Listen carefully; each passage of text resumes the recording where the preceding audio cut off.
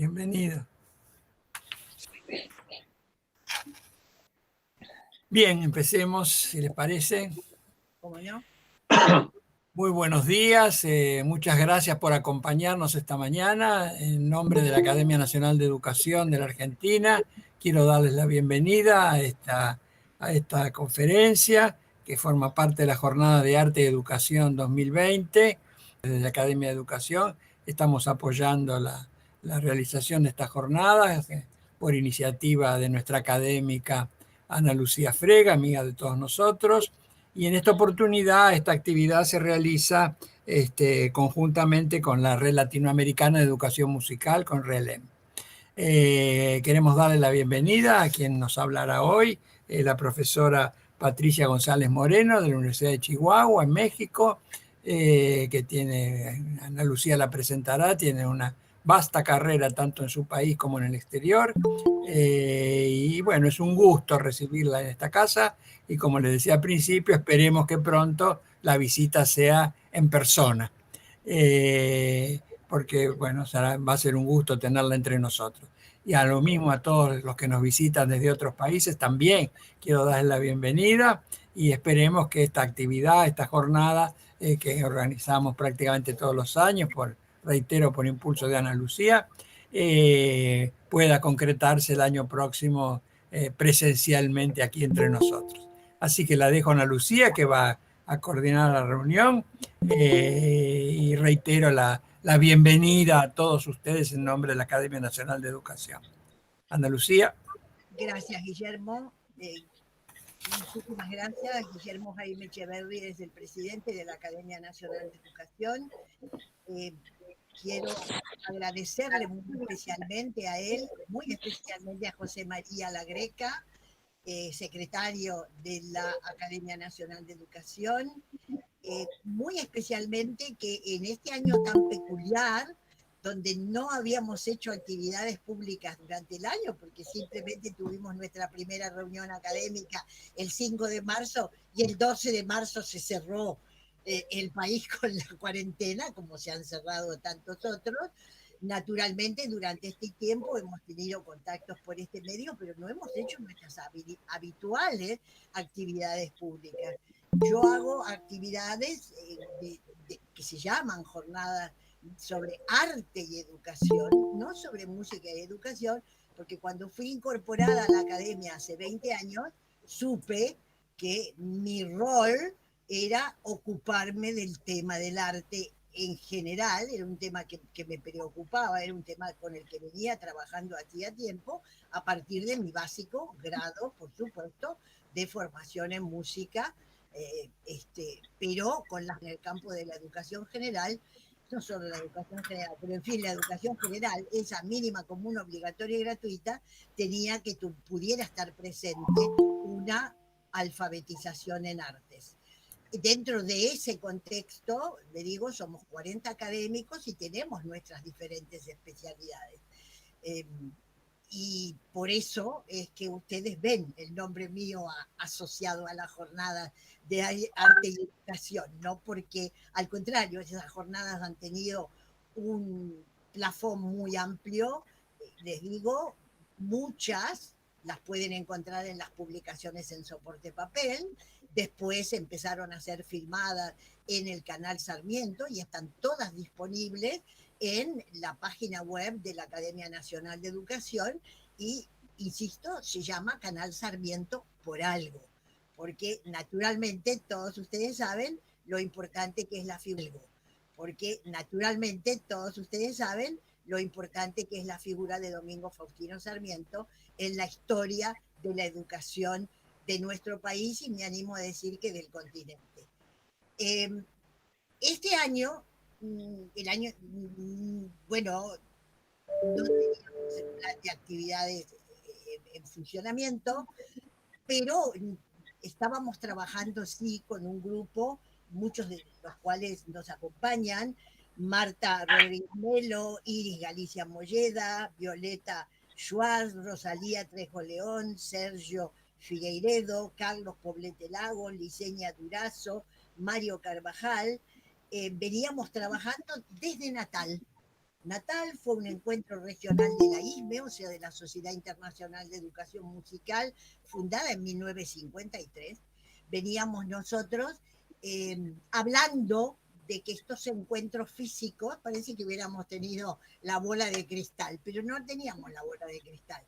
Nos estábamos dando cuenta de lo caro y de lo complicado que estaba haciendo hacer reuniones nada más que sobre la base de movernos cada 2 años para ir a algún lugar, que no deja de ser muy lindo, por supuesto, y en algunos tienen infraestructura que les permite financiarlo, y otros, como yo, permitiera asistir a estos encuentros. Pero bueno, empezó a hablarse de hacer una red, se trabajó, trabajó Carlos Poblete Lago, luego tomó el testimonio Mario Carvajal y con la colaboración de Johanna Abril, Mario en Chile, Johanna en Ecuador. Luego nos ayudaron este año también Silvia Villalba y Adrián Mato. ¿Por qué?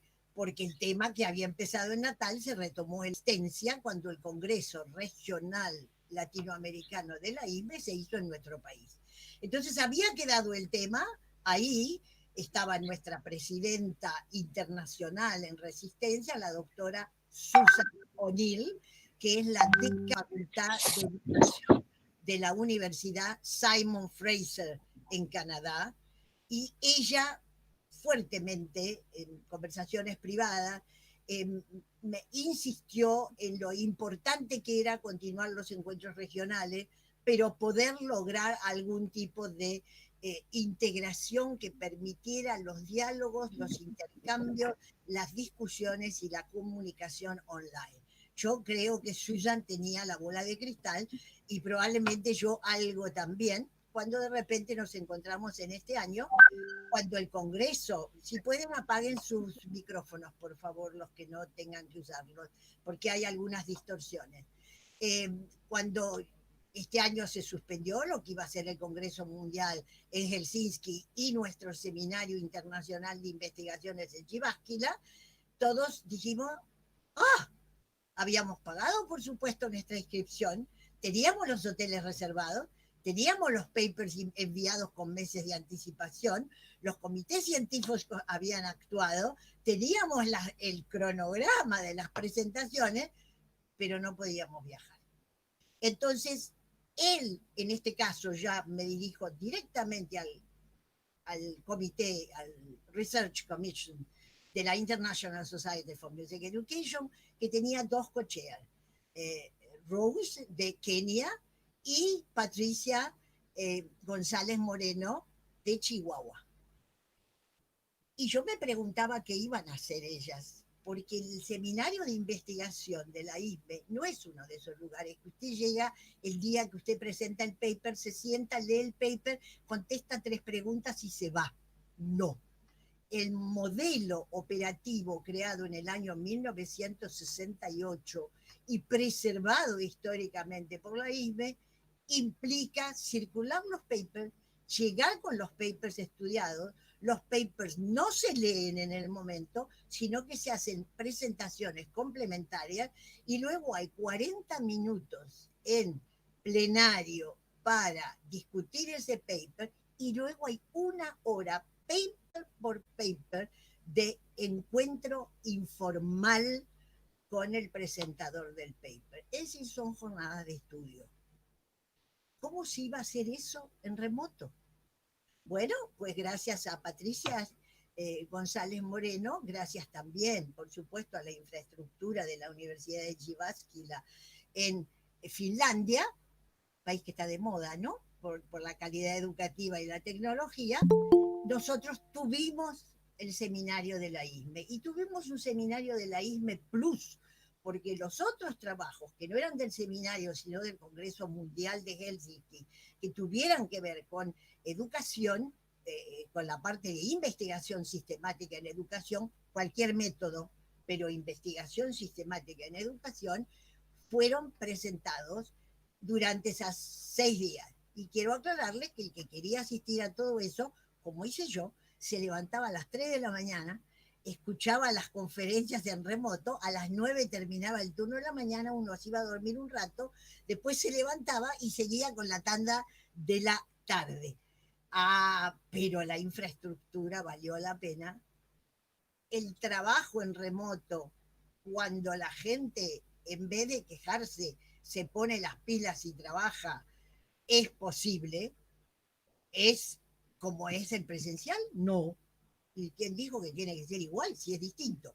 Pero pudimos vivir, gracias a la manera de organizar de Patricia y de la gente de Finlandia, tuvimos un seminario de estudio muy importante. Ahí terminamos de convencernos de que teníamos que poner en marcha la red, la pusimos en marcha con la cantidad de gente que acabo de nombrar y que nos está acompañando, resolvimos, o resolví, quizás lo resolví yo, que no teníamos por qué ser latinoamericanos y no invitar a España y Portugal, porque tenemos una homogeneidad lingüística que es riqueza y no debe transformarse en pobreza, con lo cual tenemos dos corresponsales, la doctora Susana Sarson en la Universidad de Zaragoza en España y la doctora Grasa Gualpalleres en Oporto en Portugal.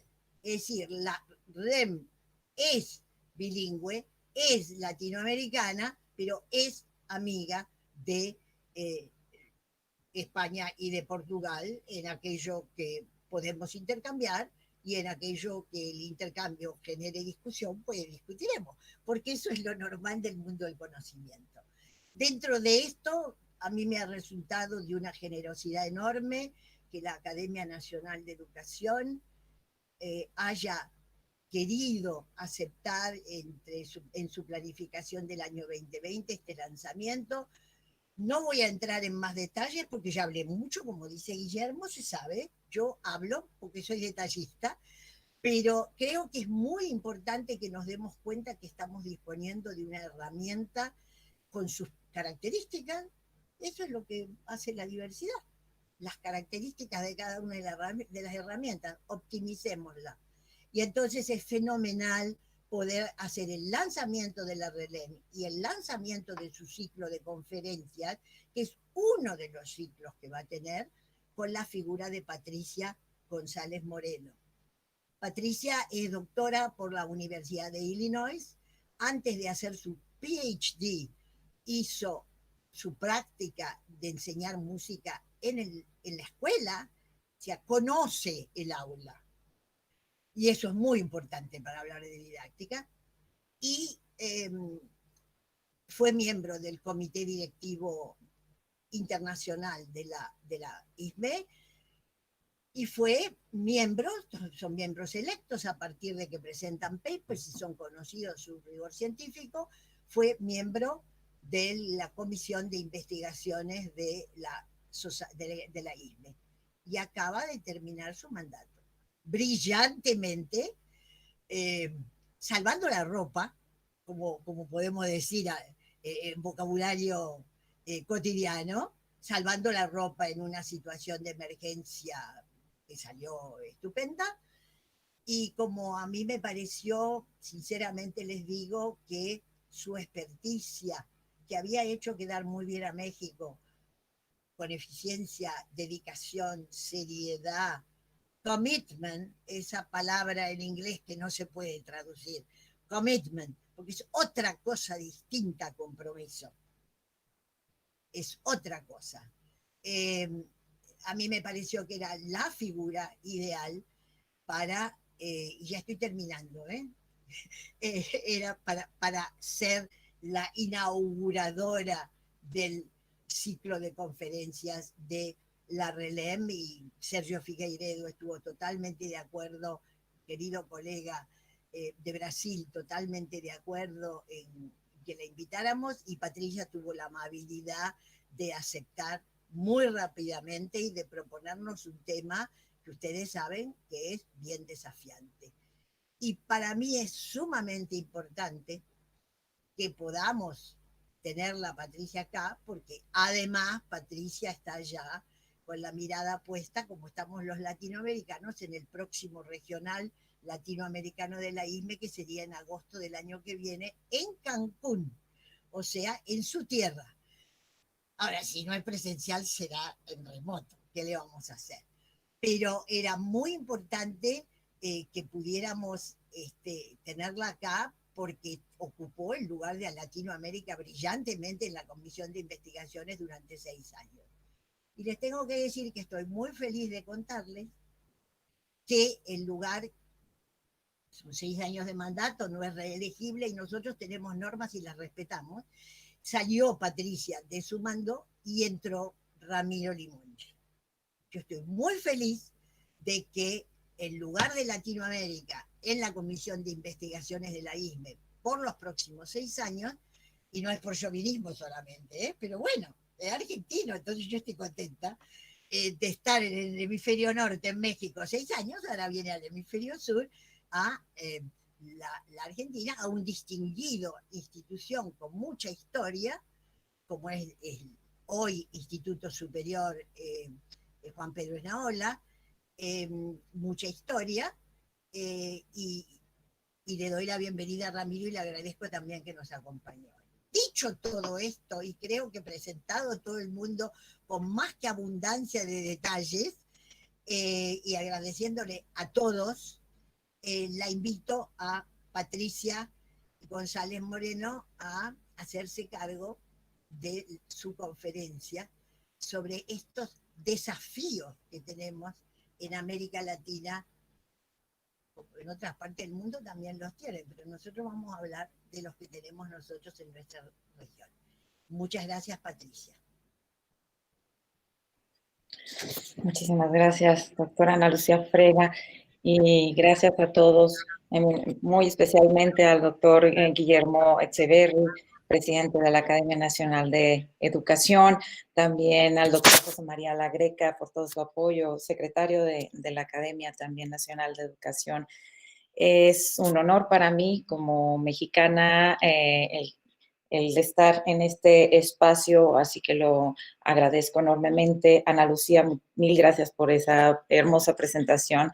Agradezco infinitamente dichas palabras y esta oportunidad, este reconocimiento, y la felicito por toda la labor que ha realizado, no nada más por esta nueva red latinoamericana de educación musical que da frutos con esta primera actividad, que me siento muy honrada al haber sido elegida para iniciar este ciclo de conferencias, por toda la labor que han realizado todo el grupo de apoyo, perdón, a cada uno de ustedes que están aquí presentes. Muchísimas gracias, en particular al doctor Sergio Figueiredo, que me ayudó también con la revisión de esta presentación para poderlo hacer bilingüe. Así que es simplemente un honor. Y agradezco también, como bien observó la doctora Ana Lucía, el apoyo de nuestros colegas, de mis colegas mexicanos. Un placer verlos aquí y poder compartir este espacio. Y a todos ustedes, queridos colegas en Latinoamérica. Bien, como bien mencionó la doctora Ana Lucía, es uno de los desafíos más grandes el que voy a tratar de abordar aquí en esta presentación, que las soluciones no son sencillas. Quién sabe cuánto tiempo logremos sobrellevar o sobreponernos a estos retos, estos desafíos.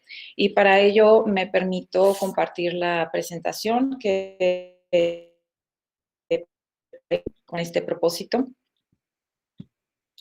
¿Me pueden confirmar que sí ven la presentación? ¿Sí? Yo la estoy viendo, sí, gracias. Perfecto. Bien. Aquí están cada uno de los nombres del grupo de apoyo de la Red Latinoamericana. Saludos a todos ustedes y gracias. El tema, como bien se había publicado anteriormente, es este reto de la práctica y la investigación, convergencias y necesidades de fortalecimiento de la educación musical en Latinoamérica. Y quisiera empezar con estas dos frases de nuestra querida Claudia Glushankov y de Bennett Dreamer. Y la primera dice: investigación y práctica en educación musical corren en paralelo y no tienen oportunidad de conocerse. Esto nos da una idea de la problemática que vemos en el día a día, tanto como educadores y como investigadores en función de estos trabajos, este empeño que tratamos de conjuntar y de empatar, y a veces quedan como dos esfuerzos aislados que a veces dudamos si tiene una convergencia, si logramos unirlos efectivamente en la realidad. Bennett Dreamer decía: la teoría sin práctica está vacía, la práctica sin teoría es ciega. Y es muy similar, hablando de teoría e investigación. Si esa investigación está desconectada de la práctica, no tiene mucho sentido. Por el otro lado, la práctica, la labor docente que se lleva a cabo en las aulas, en el día a día, si no está informada a través de lo que evidencian las investigaciones, también corremos el riesgo de seguir perpetuando los modelos tradicionales, la forma de trabajar sin un pensamiento crítico y reflexivo en función de esas posibles mejoras en la práctica en el aula. Vemos aquí, obviamente, este mapa de Latinoamérica y que no pude incluir a Iberoamérica en su conjunto, a España y Portugal, como bien decía la doctora Ana Lucía, de lo que nos une, de nuestras particularidades, pero también generalidades como región en el mundo. En este sentido, tenemos una multiplicidad, una diversidad muy amplia en las prácticas educativas, no nada más en educación básica, en todos los contextos en los que la educación musical puede tener lugar, sino también hay una gran diversidad en las concepciones y en lo que intentamos como investigadores llevar a la generación de conocimiento nuevo en cuanto a estas evidencias empíricas que puedan informar y apoyarnos en la práctica, en la labor docente, así como en la misma actividad investigativa.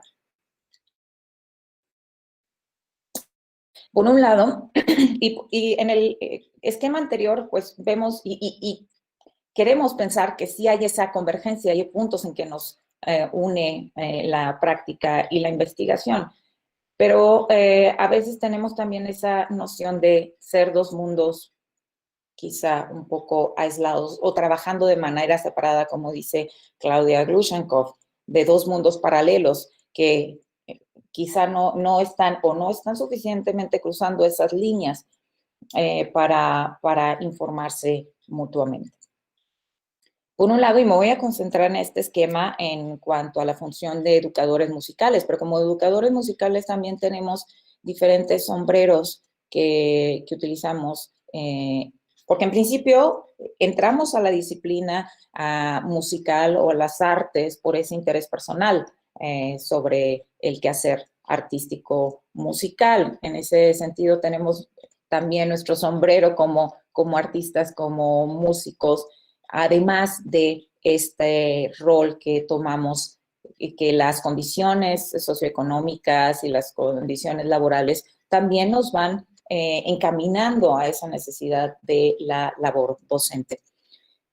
Es obvio que como educadores los contextos son muy variados, como ya mencioné anteriormente. Hay los sistemas educativos a lo largo de Latinoamérica y también en el mundo han a veces,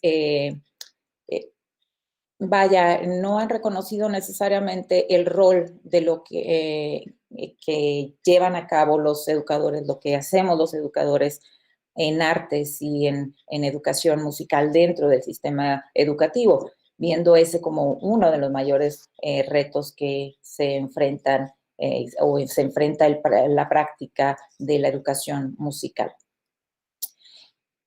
Muchas veces estos sistemas tampoco, los sistemas públicos tampoco son los únicos espacios, tenemos que buscar otros espacios alternativos. Hay infinidad de instituciones educativas que no pertenecen a estos sistemas de educación públicos sean estatales, federales o como se denominen en nuestros respectivos países, pero es importante también reconocer la labor que realizan los educadores independientes.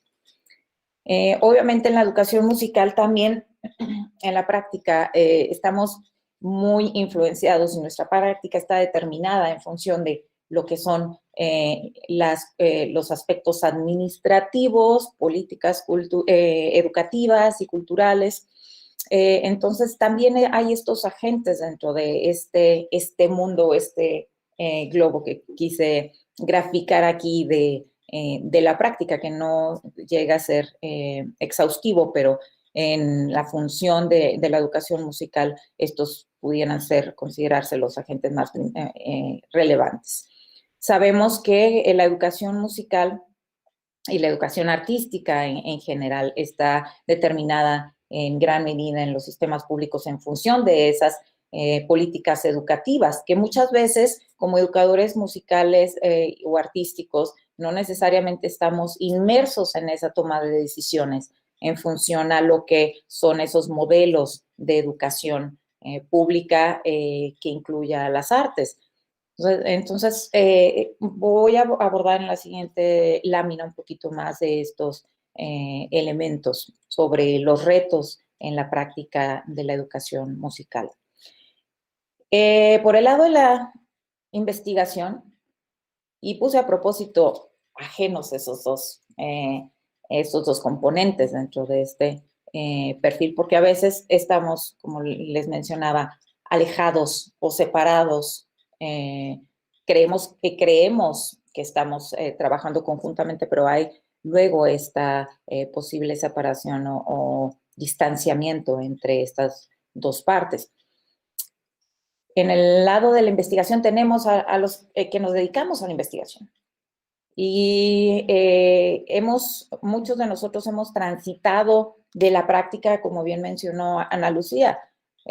Tuvimos esa experiencia en educación básica, fuimos educadores musicales y seguimos siendo educadores musicales en otros contextos en la educación, en la educación superior. Vamos cambiando nuestras funciones, nuestros roles, sin dejar de lado ese rol o ese convencimiento en relación a nuestra labor como educadores musicales y como formadores de los nuevos educadores musicales y también como formadores de investigadores. Entonces, pero ahí está esa función, esa figura de los que nos dedicamos a los investigadores, que luego cuando transitamos a esta posición parece que rompiéramos o que quemamos puentes, o los otros nos ven como si fuéramos, dejáramos de ser educadores musicales. Tenemos por otro lado los estudiantes de posgrado, quienes generalmente vienen o están inmersos en ese contexto educativo y quieren formarse y obtener mayores grados de profesionalización en su área. Y para eso se justifica nuestro rol como profesores universitarios, como investigadores en esa formación de dichos estudiantes. Luego también en esta esfera tenemos a los comités editoriales, a los editores de revistas, que buscan en difundir el trabajo de los investigadores, de los estudiantes de posgrado, esos productos de investigación que buscan acercarse e impactar de alguna manera en las prácticas educativas en el aula. Pero a veces, como bien sabemos, los que nos leemos somos los mismos investigadores. A veces esos productos de investigación no llegan necesariamente de manera clara y concisa y con una orientación hacia la aplicabilidad de dichos conocimientos. En épocas recientes también se habla de estos think tanks, de estos centros de investigación generadores de conocimiento que, dada su naturaleza innovadora, busca ser ese centro donde se conjunta la investigación, los investigadores, y que son esos enfocados, esas instituciones enfocadas al desarrollo de la investigación, aunque también algunos de ellos buscan el desarrollo, la formación de investigadores y también la formación y la difusión de esos trabajos de investigación. Otros que pueden caer en esta esfera son aquellos que dentro del sistema educativo se dedican a la análisis, a la generación de conocimiento en función de cómo está funcionando los sistemas educativos. Entonces, idealmente sería simplemente en este esquema poner unas flechitas que fomentaran la colaboración entre ellos, pero sabemos que es mucho más complejo que simplemente hablar de colaboración. Yendo y enfocándome un poco más a las prácticas de educación musical, y aquí me permití incluir algunas referencias, no exhaustivamente, porque sabemos que las diversidades de opiniones, de contribuciones, tanto en las prácticas como en la educación musical en Latinoamérica puede variar, pero hay esta noción general, o creo compartimos todos los que estamos aquí presentes, esa visión de la necesidad de reconocer, de dar a conocer y reconocer nuestras propias aportaciones en la práctica de la educación musical. Si es que podemos hablar de pedagogías latinoamericanas, lo que sí es importante reconocer que poco a poco nos tratamos de librar de esta tradición, de esta historia que nos ha influenciado desde tiempos de la colonización y cómo nos ha afectado también en términos de la educación artística y de la educación musical en América Latina. Se habla, y veo que aquí está también el doctor Fabio Schifres, y pues tenemos aquí a la doctora Frega, a tantos especialistas que han buscado y han traído estos temas a la reflexión en función de cuáles son nuestras aportaciones desde un pensamiento crítico, qué es lo que ha caracterizado las pedagogías de educación musical en Latinoamérica, en qué medida seguimos grandemente influenciados por la tradición clásica europea, que igual no, en qué medida podemos distanciarnos, divorciarnos de ella, cuando incluso nuestros propios idiomas parten de esa historia de colonización. Sin embargo, es importante hacer esa reflexión y crítica sobre cómo se están dando los programas de educación musical, en qué medida estamos reconociendo la multiculturalidad que existe en nuestras expresiones musicales a lo largo y ancho de América Latina, la aportación que cada una de estas expresiones musicales tiene para nuestra cultura y cómo tendrían o estamos en esa lucha de que se les reconozca ese espacio dentro de las aulas, dentro del contexto educativo formal. Es aún ese trabajo pendiente que tenemos en la práctica en el aula de reconocer las aportaciones de nuestros músicos, de nuestros educadores musicales, cómo buscan alternativas más allá de las que obtenemos a través de medios como los medios virtuales, que ahora es el medio que nos ha salvado en estas circunstancias, pero también esa influencia de otras culturas sobre la nuestra. Es importante y seguir trabajando en ese reconocimiento de ir transformando nuestras prácticas educativas, artísticas y musicales en el aula, dando cabida a dichas expresiones y aportaciones culturales que tenemos en cada rincón de nuestra región.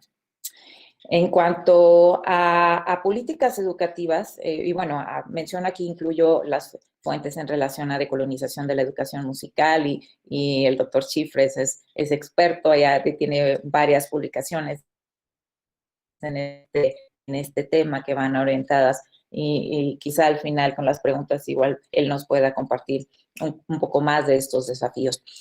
En cuanto a políticas educativas, vemos que a lo largo, al menos desde la perspectiva de las políticas educativas en México, vemos que ha habido un reconocimiento a lo largo de los años de esta importancia de las artes dentro de la educación y creo entender que también es similar en otros países en Latinoamérica, como también nos comentaba esta participación la doctora Frega dentro de la misma Academia de Educación, Nacional de Educación de Argentina. Hay esta relevancia, este reconocimiento de que las artes tienen que ser parte de la educación. Y aquí hay esta circunstancia particular entre hablar de arte y hablar de educación musical. En el caso de México hemos tenido por décadas este modelo en la que la educación musical se ve incluida en este concepto de educación artística que incluye a las otras áreas artísticas, incluida artes visuales, teatro y danza. Vemos que este modelo también se reproduce o es similar en otros contextos dentro de América Latina y también en otros países fuera de nuestra región. ¿Por qué esa noción del trabajo multidisciplinar, y ahora se habla en gran medida de esta transdisciplinariedad? ¿En qué medida las artes en sí mismas pueden colaborar entre sí y desarrollarse, apoyarse mutuamente? Recientemente, con el cambio de gobierno federal, en el caso de México, ha habido ese reconocimiento de la educación musical en especial y da esa connotación de quizá por encima de las otras áreas artísticas al hacer mención de esta especial circunstancia o especial aportación de la educación musical en México.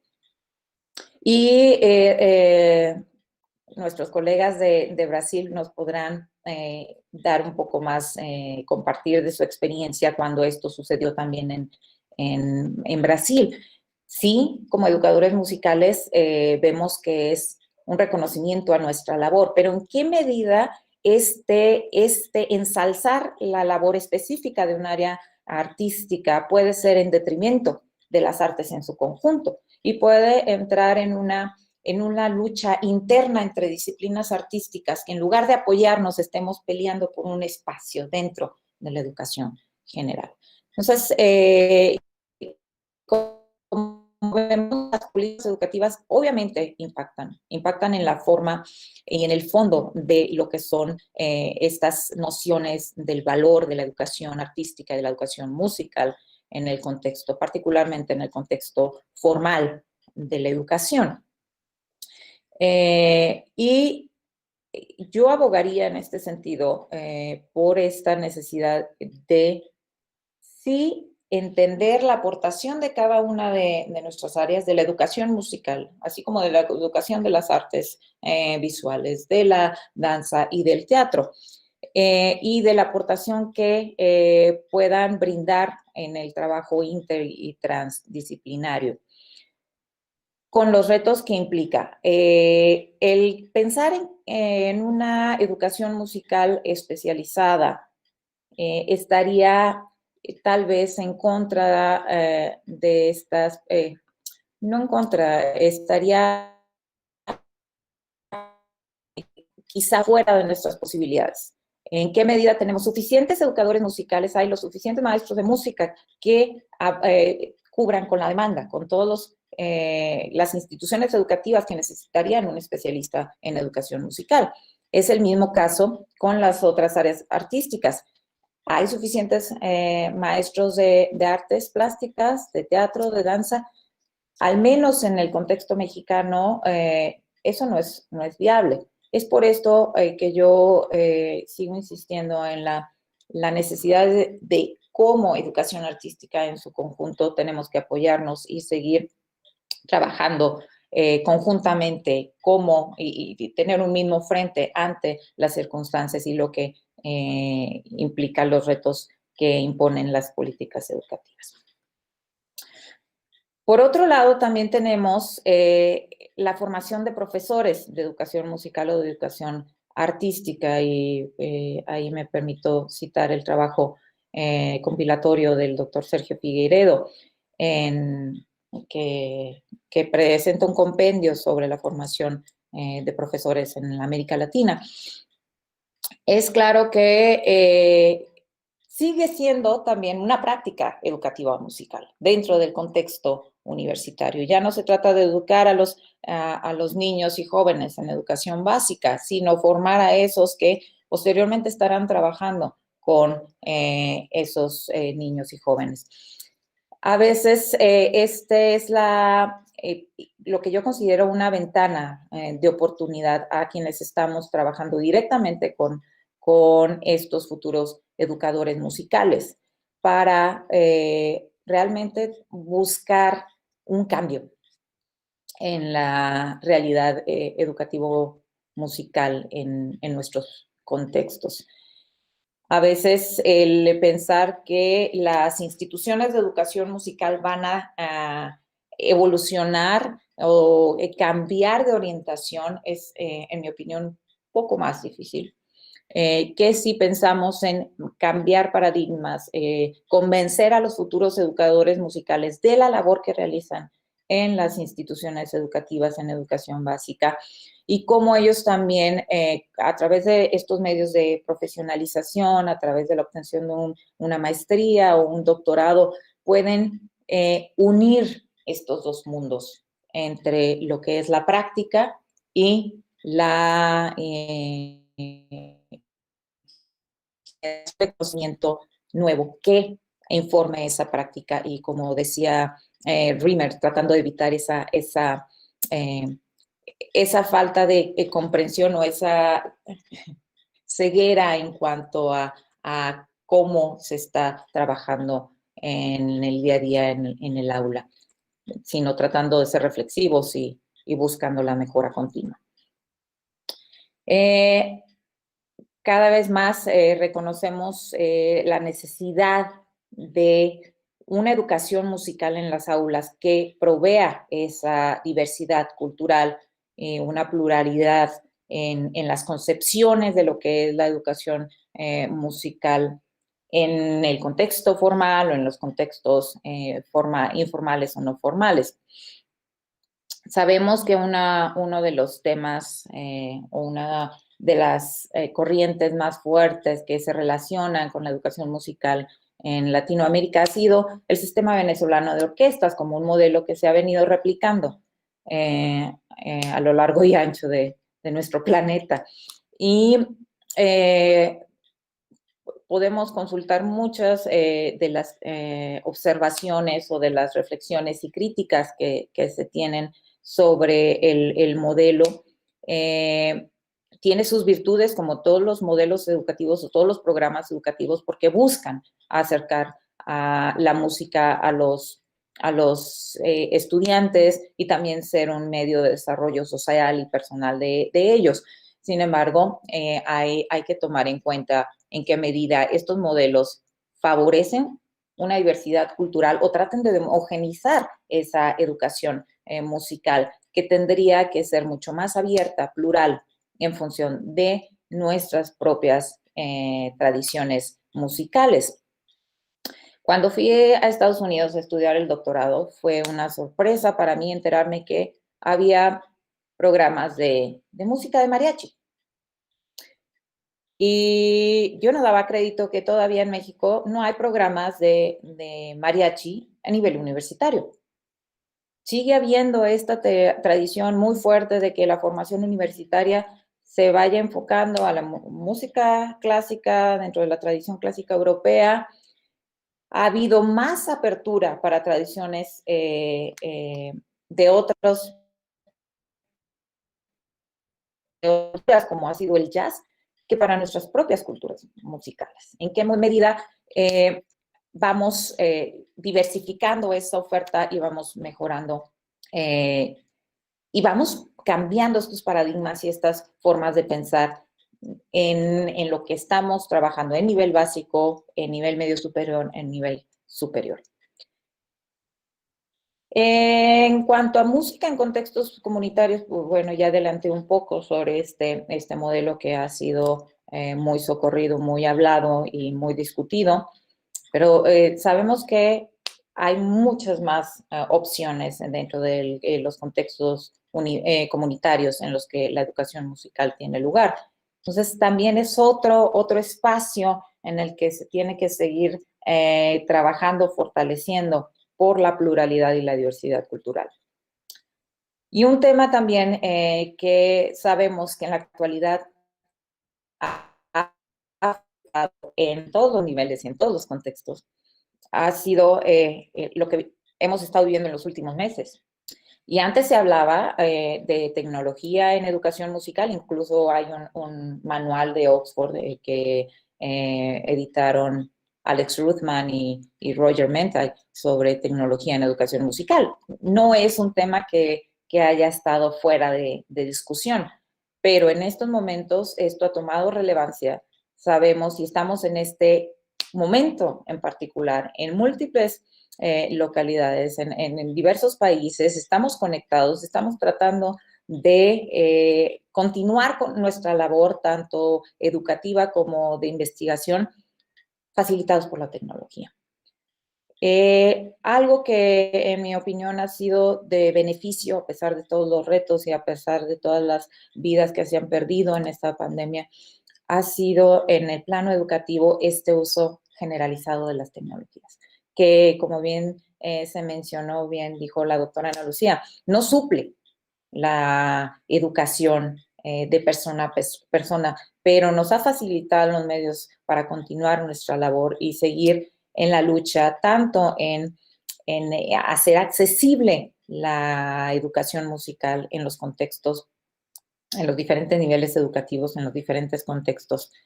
No sin retos, obviamente, pero ha sido un medio importante y que hemos aprendido a lidiar y a sobrellevar a lo largo de los últimos meses. Eso, y ya podremos en la discusión abordar más sobre las prácticas. Quisiera ahora abordar sobre la investigación en educación musical en América Latina, como este segundo componente. Y sabemos que también, así como hay diversidad en las prácticas, también hay diversidad en las epistemologías, en las metodologías de investigación, cómo estamos haciendo investigación y cómo vamos avanzando en el trabajo individual que realizamos como investigadores, pero también en el trabajo que hacemos a la par de nuestros estudiantes de posgrado, cómo vamos explorando nuevas áreas, cómo vamos desarrollando nuevas metodologías y vamos aprendiendo también en el proceso. Los temas han sido muy variados y no voy a ir exhaustivamente sobre estos temas. Van desde el quehacer musical, no nada más educativo musical, también el quehacer musical. ¿Qué sabemos de áreas en psicología de la música sobre la ejecución, interpretación, composición musical, etcétera? En el campo educativo también, obviamente, nos han interesado los aspectos curriculares y pedagógicos. Y aquí no me atrevía ni a llenar de referencias, porque sabemos que hay una vasta literatura sobre estos temas. Basta, pero luego vamos a ver también nuestras limitantes en cuanto a la investigación en América Latina, que les mostraré más adelante con unas gráficas. Pero de que ha habido interés, creo que cada uno de nosotros hemos, como investigadores, tratado de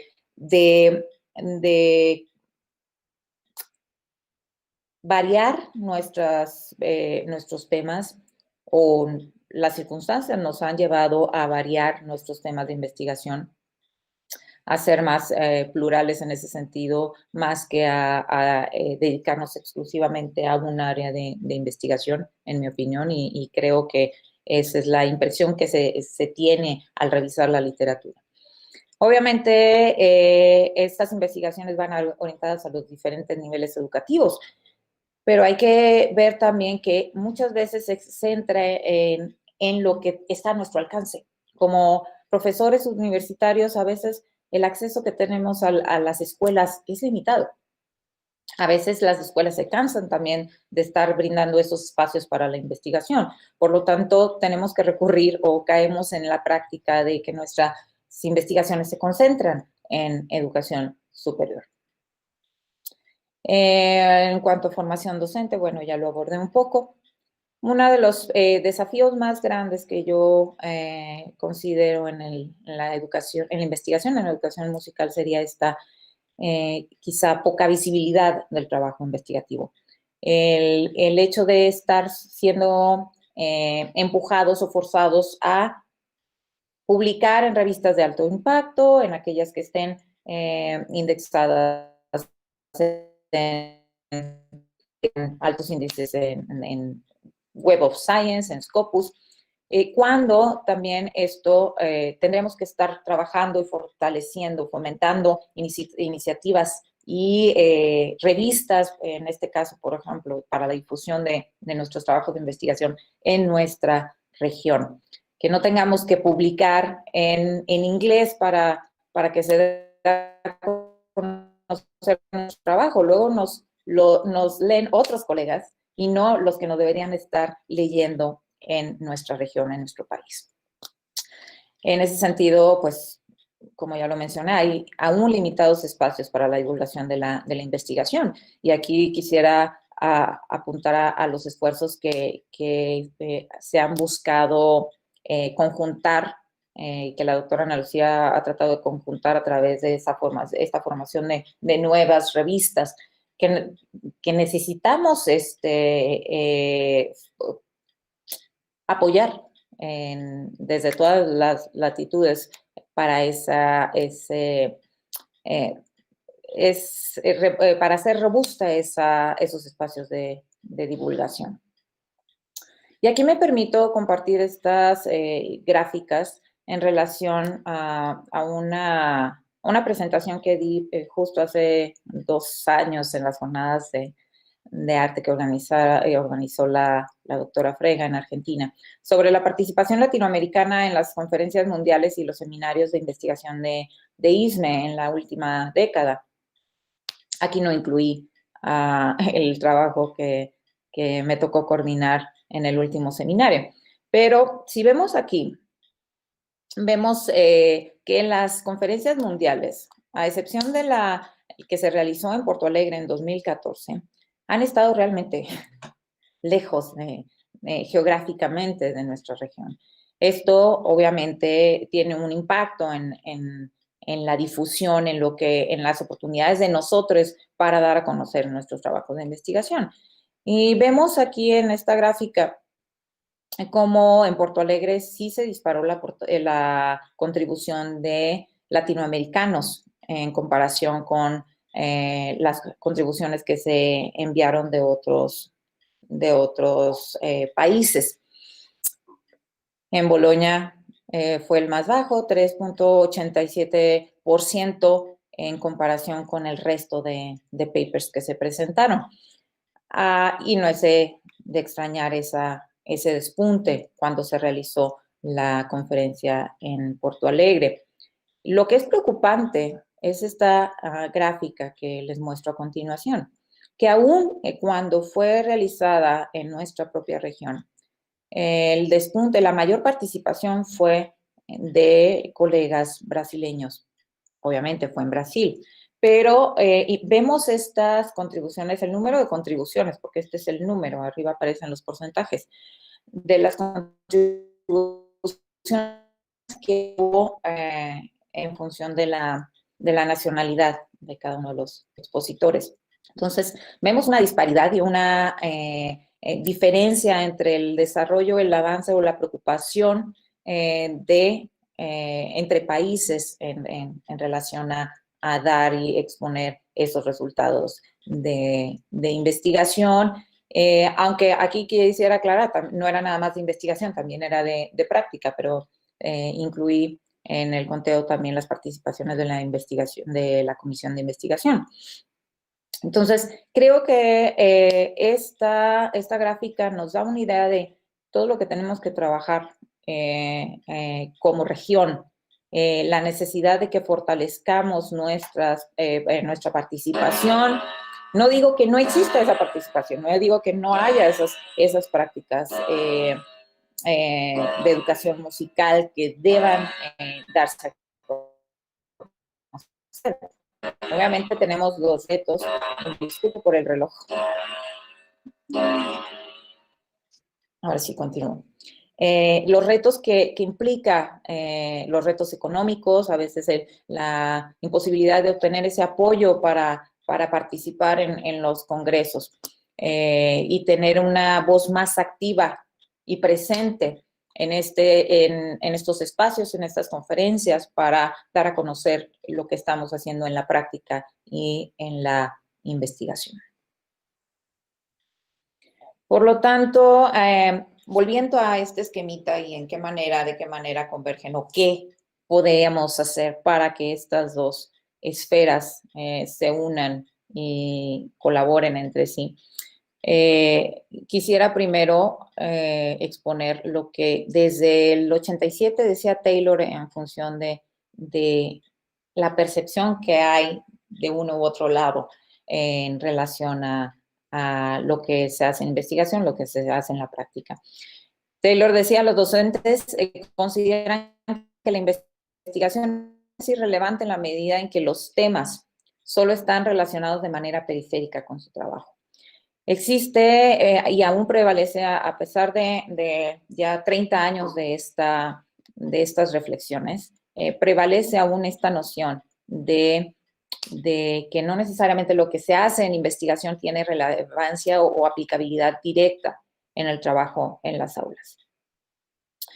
Es de baja prioridad o importancia dados otros desafíos más apremiantes. Al inicio sí hablaba de estos, someramente, de estos retos que se enfrentan, se vivan en el día a día en la práctica.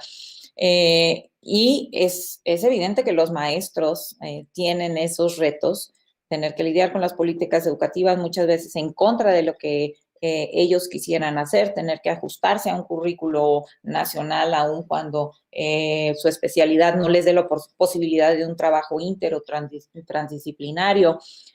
Pero luego, por esos mismos desafíos, uno vive en su propia esfera, en su propia burbuja, y no entendemos la posición del otro.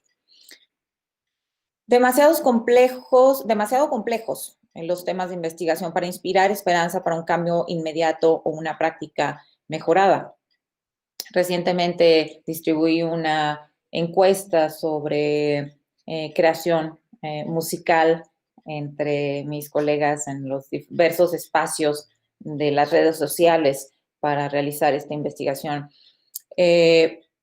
Y antes de esto, en la validación y platicando con una colega que ya ha trabajado en el sistema educativo público por años, me decía, es que esto no es viable, es que esto no está contextualizado. El problema era porque hablábamos de composición, y tenía que ver con composición musical. No, es que los compositores musicales, que la composición musical no es para la educación básica.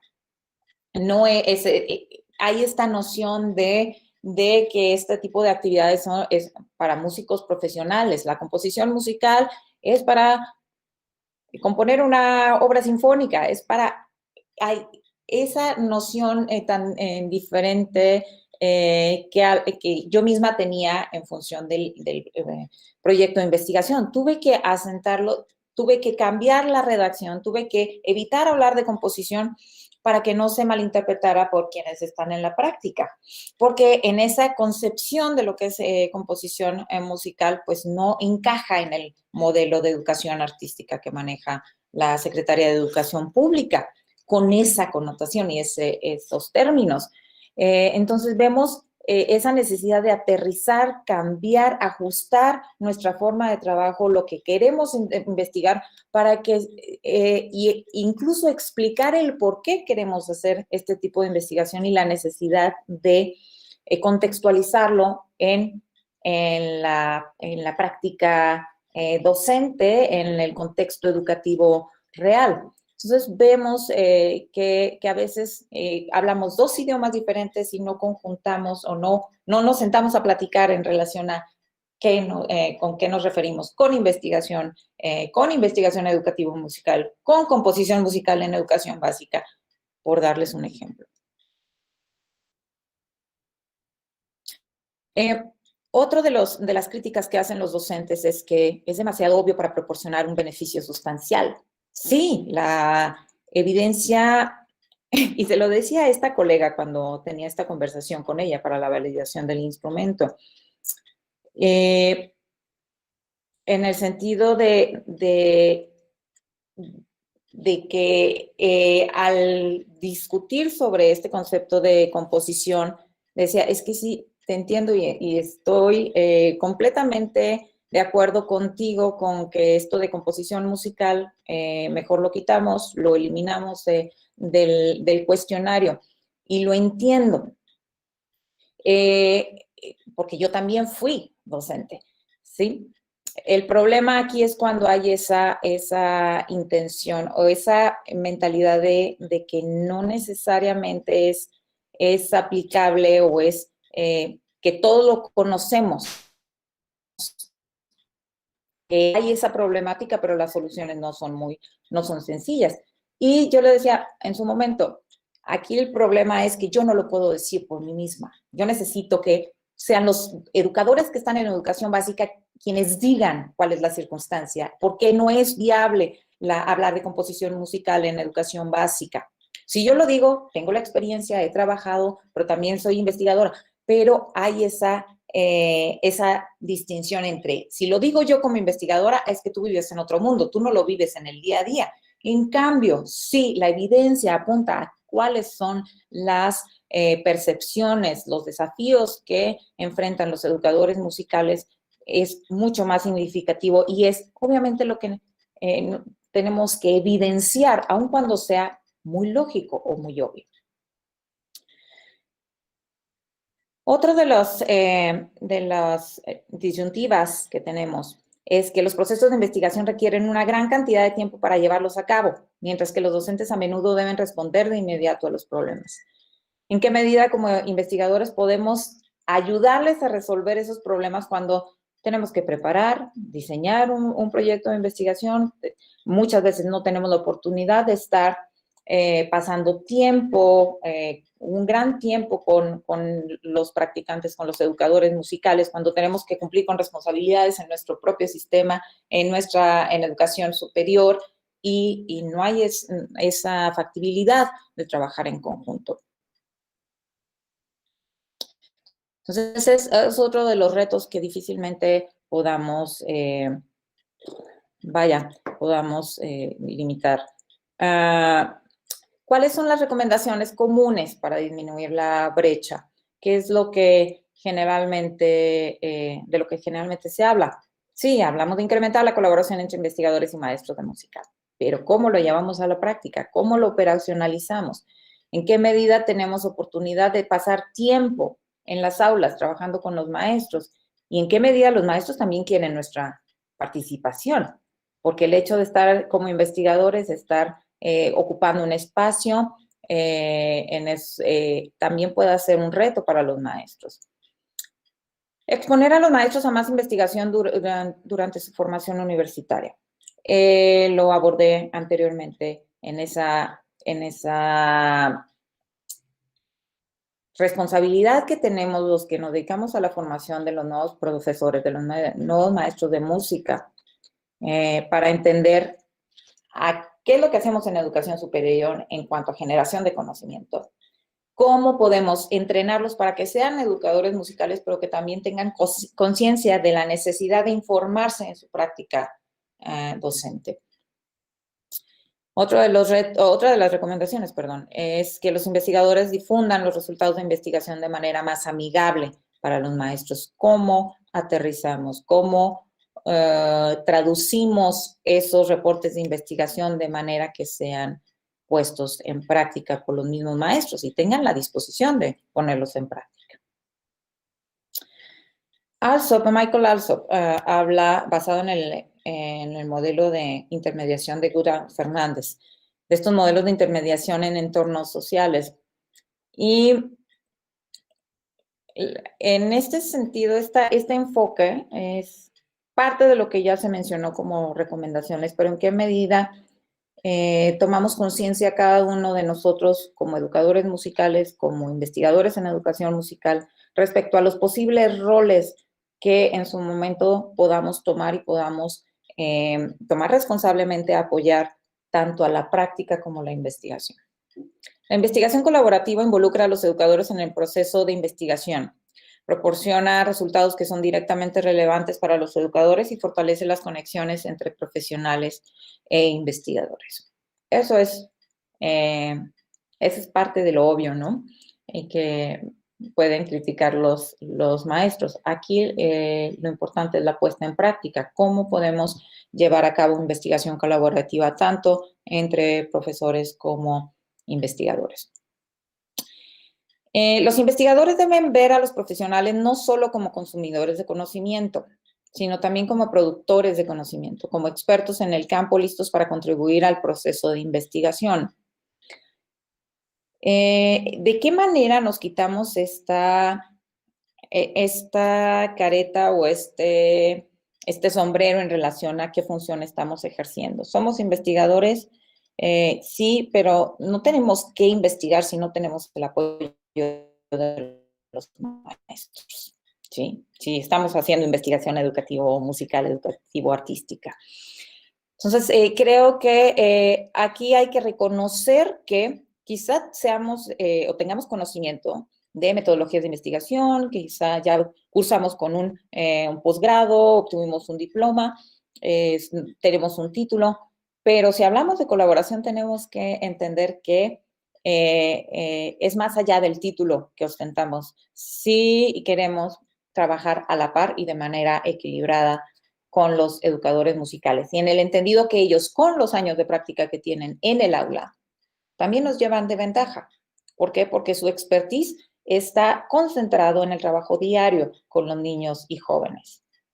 Mientras que nosotros nos concentramos en formar investigadores o formar también a esos futuros educadores musicales, pero ellos tienen ese expertise que no podemos dejar de reconocer. Alsop habla de, y también los autores que mencioné anteriormente, Good y Fernández, en relación a estos roles que puede haber en la intermediación. Y tenemos estas dos esferas, educadores e investigadores. ¿Qué rol vamos a tomar cada uno de nosotros y en qué posición, en qué contexto podemos cambiar de roles para apoyar la investigación y la práctica educativa? Sabemos que un mediador es aquel que está en medio de estos dos subgrupos, ¿no? Los investigadores, pero y aquí trataré de, dado el tiempo, trataré de ir un poquito más ágil con esta discusión. El investigador, el educador y el mediador en este modelo deben ser parte del grupo. Y esto es lo que pudiéramos ver como ejemplo en la investigación que surge en educación superior. ¿Sí? Somos investigadores, también estamos trabajando con esos estudiantes de nivel licenciatura, pregrado, posgrado, y cómo podemos ser coordinadores, cómo coordinamos el trabajo y cómo se puede dar el trabajo entre colegas. Entonces, cuando estamos en el mismo ambiente, más que ser alguien que lleve la batuta, alguien que lleve el liderazgo, la mediación tiene que ser a través de un proceso de coordinación, ¿sí? Los tres trabajan juntos como un equipo de investigación en práctica. Lo estoy ejemplificando en educación superior, sí, pero también pudiera ser factible en educación básica. Cómo un maestro, por ejemplo, un educador musical puede coordinar otros maestros para hacer investigación, creación, para trabajar conjuntamente y coordinar esa labor de generación de conocimiento en la práctica. Particularmente si ese maestro, ese mediador, tiene cierta formación en investigación, ¿sí?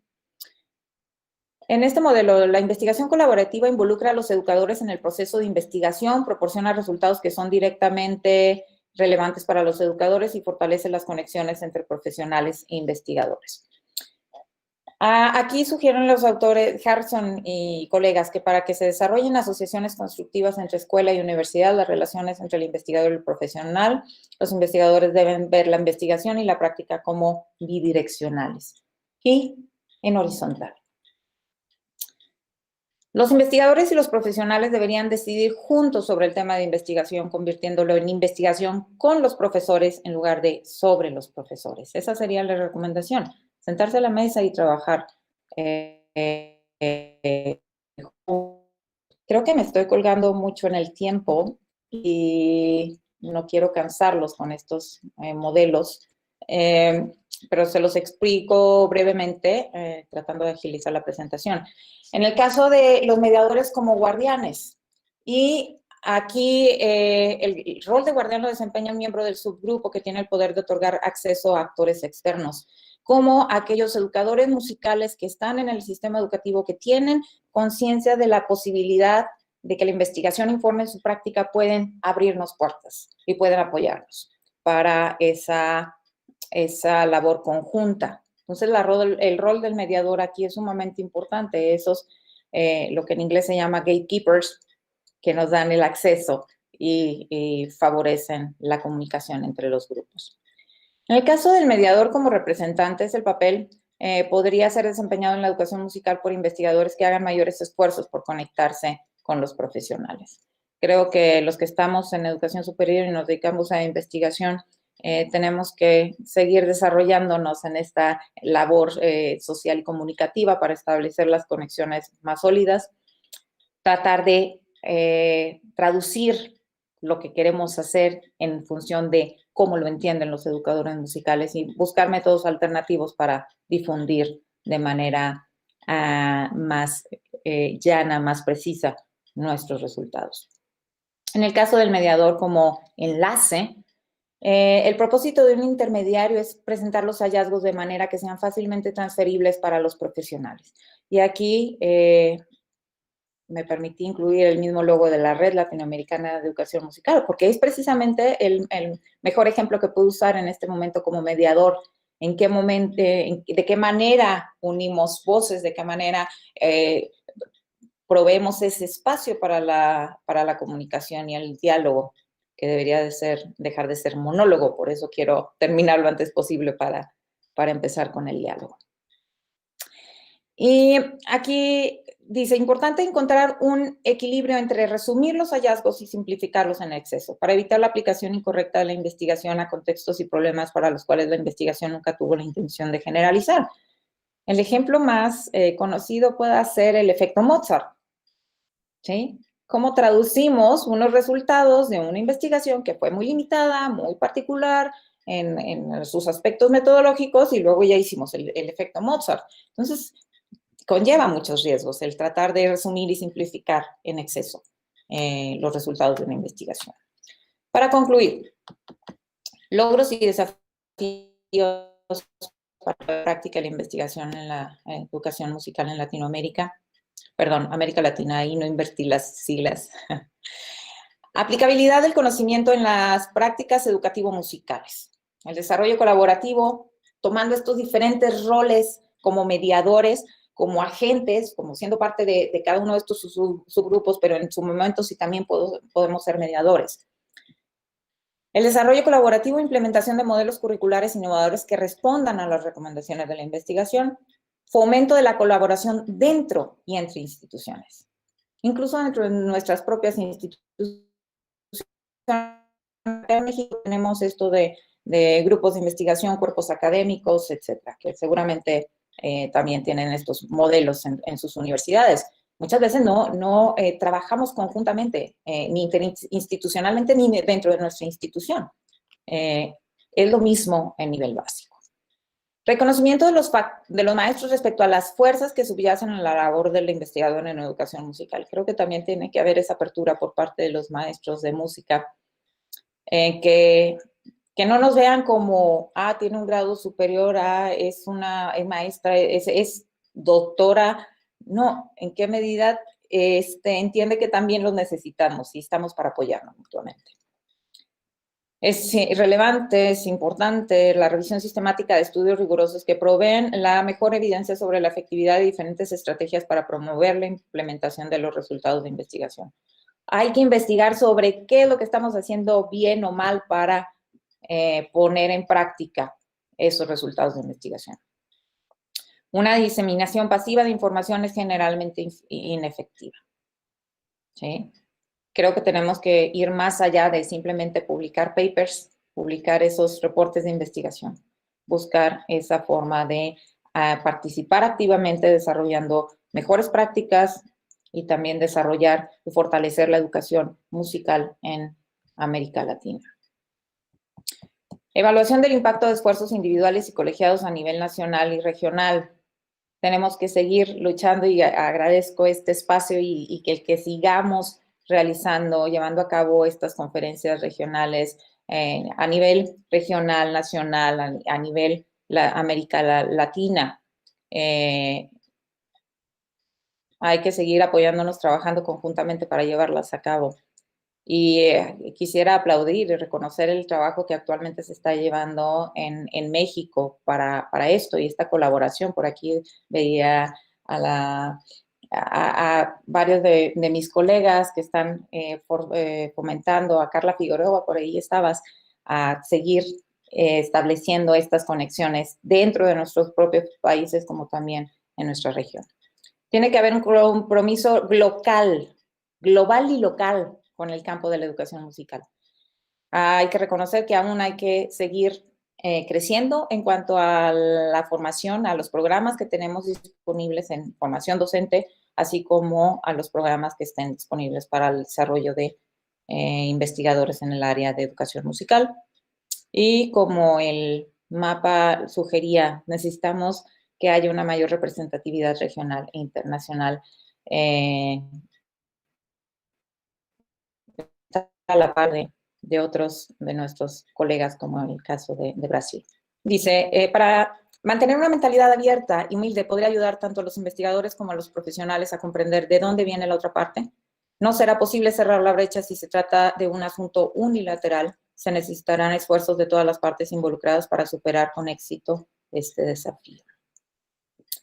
Y cierro con esta diapositiva sobre de qué manera tanto educadores musicales como investigadores ponemos esa piedra final para reducir esa brecha, para que entremos en comunicación y colaboración constante. Por su atención, muchísimas gracias. Muito obrigada. Muchas gracias. Dejo de compartir. Sí, para... Muy amables, muchas gracias.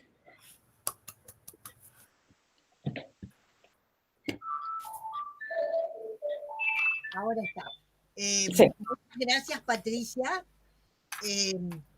Ha puesto usted mucho y nos va a llevar un tiempo. Por supuesto, si ustedes tienen preguntas, pueden colocar en el chat o pueden hacerlo saber por el chat que ustedes desearían hacer alguna pregunta.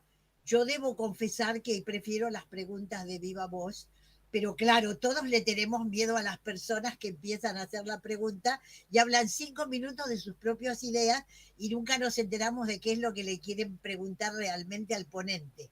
Pero vamos a ver, si ustedes tienen, vamos a probar.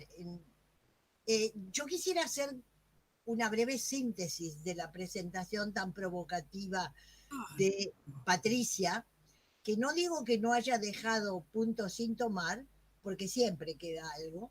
Los que hacemos investigación sabemos que no se cubre todo absolutamente, no se puede, pero ha abierto un panorama sumamente amplio, con humildad y con información sólida, y se lo agradezco profundamente. Estoy mirando y estoy viendo agradecimientos. Quiero contarles que tenemos 48 personas mirando por YouTube, además de todos los que estamos acá. Y me informaron que está Grasa Palleres en YouTube. Si no, no sabía. ¡Ay! A mí me ha parecido como que quería entrar una presentación, ¿puede ser? No sé, está pasando algo raro. Juan Pereira está presente, lo veo acá. Perdón. Tiene que dejar de presentar. ¿Cómo? Supongo que tiene que salir, ¿no es cierto? Porque... Claro, ahí sí. Gracias, ya salió. Perfecto. Bueno, que estaba diciendo yo que hacía una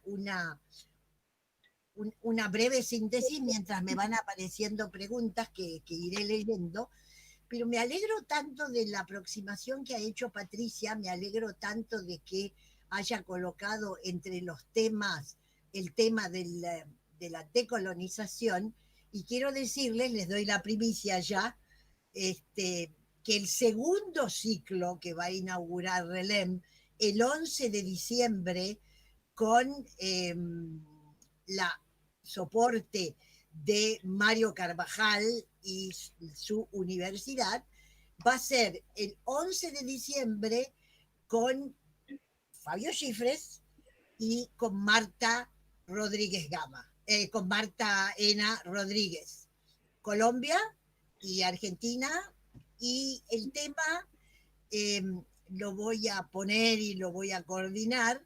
Yo estoy bastante preocupada con los temas de los nuevos modelos teóricos, y el tema de la decolonización es un tema que me preocupa, y lo invité a Fabio a que lo planteáramos desde la semántica, y Fabio, y lo comenté también con Marta,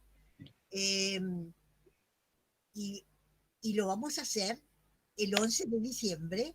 Si no le parece mal a Fabio, y no le parece mal a Marta, y no le parece mal a Patricia, porque ella colocó el tema hoy, yo quisiera inaugurar los diálogos que son otra esfera de pensamiento, otra manera de pensar. Yo quiero que discutamos, pero quiero que discutamos sin necesidades de sostener convicciones. Es muy difícil. Pero la filosofía nos ha ido entrenando a lo largo de las décadas. Ustedes saben que yo tengo 65 años de docencia, los cumplo este año. Así que a lo largo de las décadas me he llevado unas cuantas paredes por delante y he demitificado unas cuantas convicciones. Si ustedes piensan que la persona que irrumpió en el campo de la discusión, discutiendo las sílabas rítmicas que se habían impuesto, el voy, corro y paro, como la solución de todos los problemas epistémicos, e irrumpí con un artículo de crítica bibliográfica, así me fue, ¿no? Al que critiqué no le gustó nada, porque fue la primera persona que planteó que ni las negras van, ni las corcheas corren. Y que si tenemos un problema de comprensión de algún contenido, probablemente lo que tenemos que hacer es repensar el contenido, no buscar una receta para que la gente se mecanice y crea que sabe cuando no sabe. Entonces, voy a ir mirando. Acá tengo, ¿dónde está? Estaba Ramiro Limongi. Me gustaría hacer un comentario pregunta. Ramiro, abrí tu micrófono y vos vas a hacerlo conciso, y qué mejor que vos lo digas, y no que yo lea y haga la versión libre de Ana Lucía de lo que alguien quiere preguntar. Buenas tardes, gracias. Buenas tardes para todas y todos. Muchas gracias, Patricia, por tu presentación. Decía comentario, pregunta, porque tal vez lo que decía Ana Lucía es como tan rico el abordaje que se dio al tema que nos deja pensando muchas cosas, y por ahí, si uno viene sintonizado más o menos en la misma línea, hacer una pregunta muy desde afuera llevaría más tiempo. Pero inclusive leyendo tu presentación desde este contexto de lanzamiento de la red, diría no que es la única manera, pero pareciera que una de las formas de plantear esto, de abordar esta dificultad, estaría en el diálogo, ¿no? En cómo, qué idioma hablamos, que a veces no es tan complejo, no es que lo que hace el investigador sea relevante para el educador, sino que pareciera que tiene que ver con cuestiones de percepción, no de qué se hace, sino de cómo se comunica. De estos espacios de divulgación, en qué términos se hace esa divulgación, que tal vez esta necesidad de respuestas inmediatas del quien está frente a la práctica pueda nutrirse mucho de lo que ya ha hecho el investigador, y no necesariamente salir a plantear una nueva investigación ante cada situación práctica, ¿no? Creo que esta es un poco la pregunta, es si sería valioso a tu criterio poner como énfasis en el idioma en común para poder establecer ese vínculo, ¿no? Patricia, si usted contesta y apagamos todos los que podamos apagar los micrófonos, así ayudamos. Sí, es, en mi opinión, un tema de un conflicto de falta de entendimiento, de una comunicación inefectiva en relación a lo que queremos hacer o lograr con un proyecto de investigación, y cómo consideramos que también pueda ser de utilidad, no nada más para nuestros indicadores como investigadores, para nuestros reportes anuales sobre nuestra labor académica, sino por este convencimiento o esta intención de hacerles ver que queremos mejorar, apoyarles en cierta medida en brindar o dar luz al conocimiento, a lo que sucede en las aulas, ¿no? No desde una perspectiva de experto, lo sé todo, tengo más grados académicos que tú, sino desde esta perspectiva de colaboración, de tú cumples una función muy importante, como se sugería también en la presentación, también realizas, generas conocimiento y aplicas en tu práctica diaria ese expertise. Podemos ser ese enlace, ese vínculo para dar a conocer qué son las percepciones, lo que viven en el día a día los maestros en sus experiencias educativo-musicales. Entonces, sí es una situación de comunicación, qué tan efectivos somos en establecer lo que en inglés llaman rapport, esa confianza, esa voluntariedad de apoyarnos mutuamente en lo que nos corresponde en nuestra función académica, tanto como docentes como investigadores, y dejar de lado esta noción de que lo que hacemos es fuera o independiente de lo que le interesa al educador musical. Es por eso la relevancia de acercarnos a ellos y decir y explorar cuáles son sus necesidades de conocimiento, qué es lo que quieren entender, qué es lo que quieren ellos conocer, qué es lo que quieren que también se divulgue en función de sus problemáticas, de sus desafíos. Incluso si lo vemos en nivel universitario, O quizás sea un hecho muy particular cuando yo regresé a la Universidad Autónoma de Chihuahua y que me contrataron como profesora de tiempo completo y que regresara yo con un título de doctorado, habiendo sido estudiante de licenciatura en esta institución. Y fue un cambio de, bueno, sigue siendo la estudiante, pero ahora como trae un título universitario, ya se cree mucho, ya piensa que lo sabe todo y hay esa resistencia, ¿no? Entonces, hay ese tipo de resistencia también en la educación básica, esos miedos a ser visto, a que un investigador, un agente externo llegue y observe la práctica. Cuando no haya ese rapport, esa confianza establecida previa al trabajo colaborativo en el que, como sugerí anteriormente, se buscara esa relación horizontal, que no hubiera esa percepción de, eres doctor, eres experto, ya me vas a venir a decir cómo tengo que hacer las cosas, y se genera inmediatamente esa resistencia. Entonces, si algo fue muy significativo para mí trabajar con Gary McPherson en mi trabajo doctoral, era que nos forzaba a sus estudiantes a tratarlo de Gary. No se ponía el título de doctorado, ¿no? Y yo generalmente no me pongo el título de doctorado pensando en esta relación que mi asesor muy efectivamente, muy bondadosamente trataba de establecer con sus estudiantes, de no, somos colegas, estamos aprendiendo, me tienes que tratar de doctor, ¿no? Pero desafortunadamente sigue habiendo esa percepción.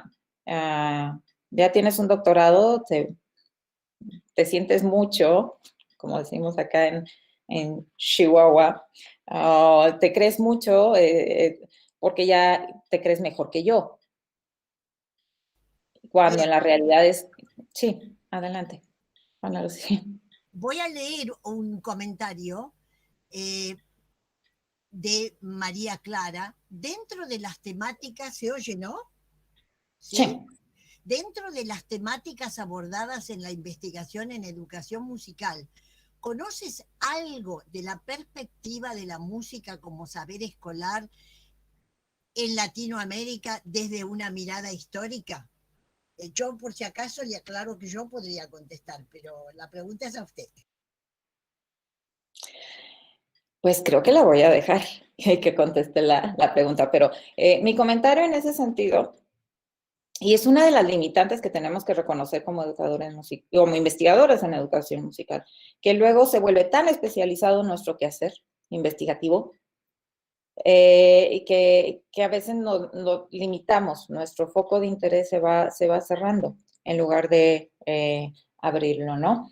En mi caso particular, yo me he enfocado en psicología educativa, psicología musical, y luego le tenía cierta fobia desde mis estudios iniciales a la historia, porque siempre he tenido muy mala memoria. Entonces, pero de que es importante la investigación histórica, de que es importante no estar reinventando la rueda cada vez, eso me queda más que claro. Y por eso es importante informarnos, documentarnos en relación a cuál es el estado actual de la educación musical, de las prácticas educativas en las aulas, en los contextos reales, y cuál es la situación en investigación, ¿no? En ese sentido, creo que le doy la palabra a la doctora Ana Lucía, porque por su trayectoria y su memoria magnífica, que me da una envidia, tiene mucho más capacidad para recordar estos datos históricos, ¿no? Adelante. No voy a ocupar, pero simplemente decirles que esto une con temas planteados por Patricia hoy. Porque Patricia mostró al final modelos de interacción porque se nota que la preocupa mucho en su sociedad, porque decimos América Latina, pero México es México y Argentina es Argentina. Son historias, sensibilidades, Bueno, el tema lo hemos tratado, está publicado también en inglés, con Alicia de Cub, con Claudia Dalpino en la República Argentina, hemos hecho historias, hemos publicado en el Boletín de Investigación, hemos publicado en el International Journal of History of Music Education, hemos presentado trabajos, pero sí, hay. Y ese es un tema muy importante, porque ocurre que como nosotros estamos aprendiendo y tomando como referente los modelos del mundo anglosajón, yo muchas veces acaba de recordar, Patricia, cómo a ella le impactó que Gary le dijera, por favor, Gary. Y a mí me impactó en un momento determinado, pero no por ser doctora, sino por ser una señora muy mayor, que los jóvenes me empezaran a tutear y me empezaran a llamar Ana Lucía. Pero porque los usos y costumbres de mi sociedad era que cuando uno llegaba a los 60 años, a los que yo llegué hace 25, porque ahora llego a los 85, a mí que me tutearan y me llamaran Ana Lucía de entrada, me resultaba demasiado raro. Pero después me di cuenta que para sobrevivir y sin agredir la cortesía, yo también tenía que hacer mi esfuerzo de acercamiento. Porque realmente no es tan habitual que haya una persona tantos años mayor. Pero bueno, a lo que voy es a que Patricia acaba de retomar un tema muy importante que estaba en su ponencia, y es el tema del desconocimiento de lo que se sabe. Y si quieren un ejemplo, lo que está pasando con el COVID a mí me tiene estupefacta. Y lo que a mí me tiene estupefacta es que la gente se haya olvidado de qué quiere decir una epidemia. Tanto es así que le dije, por favor, ¿por qué no lo leen a Camus? Camus escribió La Peste. Mire, si usted lo lee, se va a enterar de lo que es una peste, porque parece que no saben lo que fue la peste de la fiebre amarilla en Buenos Aires, en una época en que el país era un desierto y se nos murió la mitad de la población de la ciudad de Buenos Aires. Parece que han perdido el concepto de qué es una peste y qué es una infección y qué es el contagio. Y lo tengo delante a nuestro presidente, que además es un investigador, además de médico, y estas cosas las conoce muy bien. Entonces, yo no puedo entender cómo estamos tan ignorantes que no tenemos la menor idea de qué es un contagio. A mí que nos tuvieran que decir, oiga, se tiene que ir a lavar las manos, a mí me pareció, en fin, fue un indicador del nivel promedio de ignorancia que se nos ha instalado, porque resulta que parece que nos creemos que ya podemos todo y ya dominamos todo, que empecé no solamente a recomendar a Camus, que es una novela preciosa por otra parte, y Camus fue premio Nobel de literatura, de paso ya que estamos, sino que por favor, miren, ustedes estudiaron un poco de estadística en la escuela primaria, un poquito, úsenla por favor. Lo vamos a tener. Ayer le explicaba a un colega querido, un gran profesor del Instituto Superior de Arte del Teatro Colón, que validar una vacuna no es un chiste. Que si hay no sé cuántas vacunas en funcionamiento, digo, vos sabés que están estudiando la inoculación y la inmunidad después de que te aplica la vacuna, cuánto tiempo dura. Vos sabés que a la gente que tuvo COVID, resulta que a algunos les dura nada más que 3 meses la inmunidad, y se van mirándome con unos ojos así, porque hay gente que cree que la vacuna cura.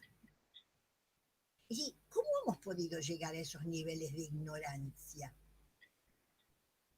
A mí me tiene preocupada, y Patricia lo planteó. Ella lo está planteando desde la educación musical, claro, es nuestro objeto de estudio, pero yo pregunto, ¿cómo es posible que tengamos, y acá viene la pregunta, ¿cómo es posible que para reinterpretar desde un marco teórico una determinada situación de construcción de conocimiento, para ser fieles con ese marco teórico, de repente nos olvidamos lo que se sabe desde otros marcos teóricos, quizá más cognitivistas nada más hace 30 años? Y estamos transformando en problema algo cuya respuesta tenemos y que solamente hay que reinterpretar. Es decir, yo le agradezco mucho a Patricia su detallado PowerPoint.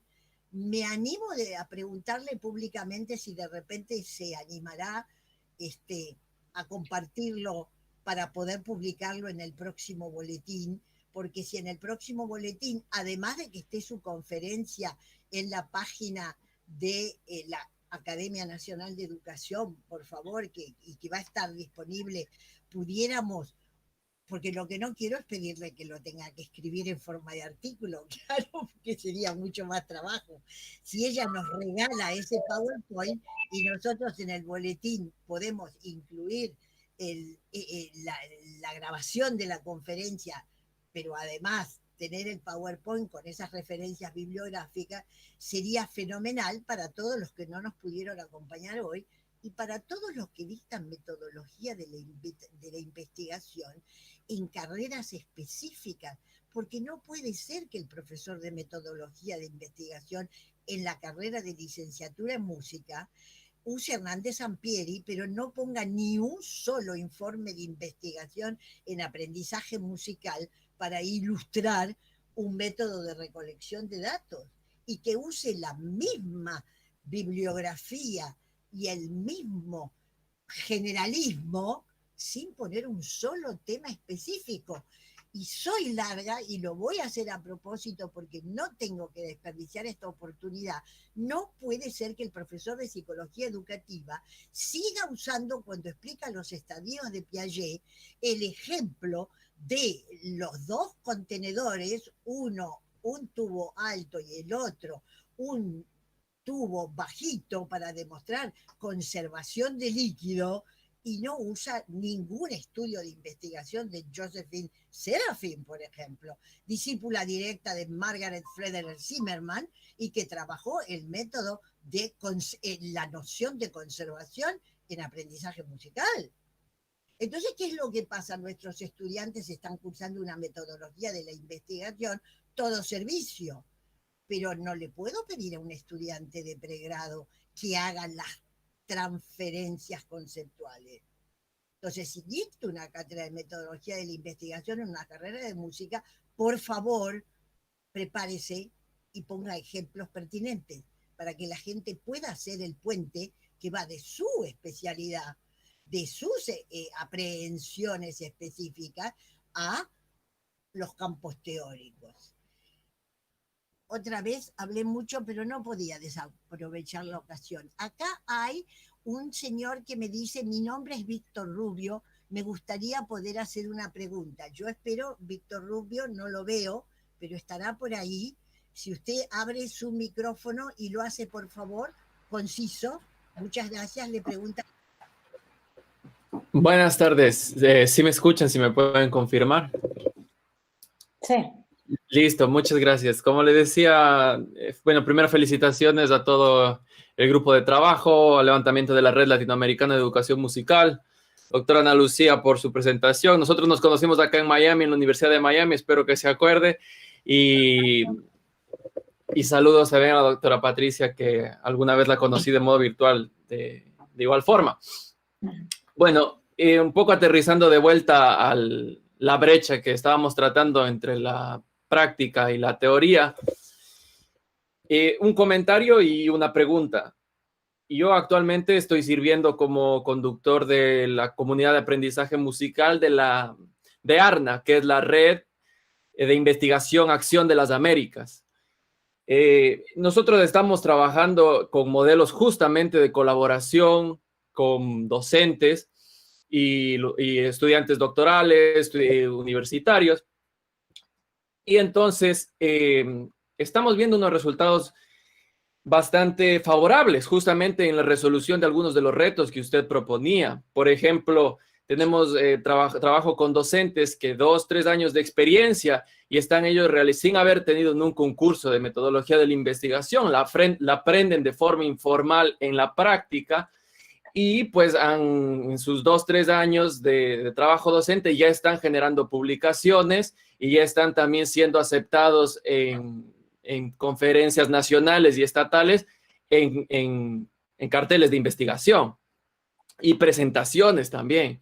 Entonces, estamos viendo que sí es posible resolver estos retos y rápida, de forma veloz, precisamente a través de la investigación-acción y llevándola a un punto técnicamente elevado, es decir, utilizando toda la formación que recibimos a nivel doctoral en métodos de investigación y transfiriéndolos directamente a la práctica, directamente a la pedagogía, es decir, una pedagogía que se sirva de la metodología de la investigación para que sea relevante. No pueden los docentes esperar un estudio de un año entero para saber qué ha pasado, sino eso se hace como una meta reflexión. Y nosotros lo que hacemos es un modelo clínico de educación musical donde recolectamos, hacemos procesos cíclicos y las decisiones semanales se toman en base a la evidencia que hemos recolectado y en conjunto con la teoría que evaluamos y que analizamos en base a los problemas específicos de los docentes. Entonces, con ese contexto, mi pregunta es, en la Red Latinoamericana de Educación Musical, ¿cuál sería el rol entonces de la investigación-acción? Pero no sé a quién le haces la pregunta, porque la pregunta eventualmente sería para la red, pero sí, Patricia, ¿puede dar una iniciación? Sí, primero que nada, mis felicitaciones. El modelo que describes empata perfectamente en esto que yo hablaba en la presentación respecto a este trabajo a la par con los docentes, que justo que esto des evidencia de que esto sí funciona, sí puede replicarse en otros contextos y que incluso también Alsop lo menciona en su artículo, en esta posibilidad de involucrar a los docentes también en estos productos de la investigación, en las coautorías, el que se involucren en este quehacer de divulgación más allá de lo que de su trabajo dentro del aula. Así que mis más sinceras felicitaciones. Sí te agradecería si me pudieras mandar o nos compartieras la información pertinente del programa, si tienen una liga electrónica o para saber más y también para pues difundir este esfuerzo que ustedes han venido realizando y que como un modelo que pueda ser viable también en nuestros contextos. Te lo agradecería mucho. Y sí, en cuanto a la red, pues la persona más adecuada para contestar sería la doctora Ana Lucía. Bien, yo 2 cosas tengo que decir. Una, que tenemos que cerrar, porque tenemos un horario de cierre, un horario de planificación. La segunda es que nosotros vamos a tener el grupo de apoyo, una reunión en remoto la semana que viene y voy a llevar naturalmente todas las inquietudes, aparte de que muchos de los integrantes del grupo de apoyo estuvieron acá hoy. El grupo de apoyo empezó a trabajar orgánica y sólidamente a principios de agosto de este año. No sé si me oyeron lo que dije. A principios de agosto de este año.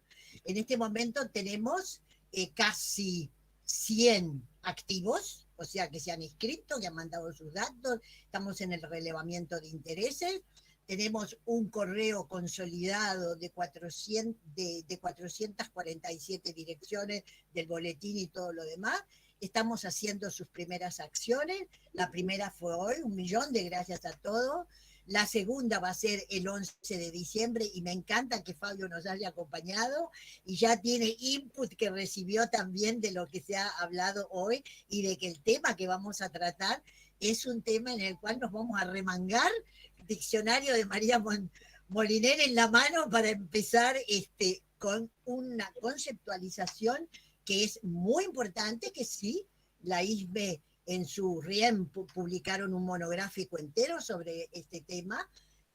Yo quiero darle vueltas de tuerca a todo eso, y Marta Ena está de acuerdo, y la red están haciendo, y como toda red, y de acuerdo a la teoría de las comunicaciones, va a ser muy dinámica, muy activa, y va a tener nodos.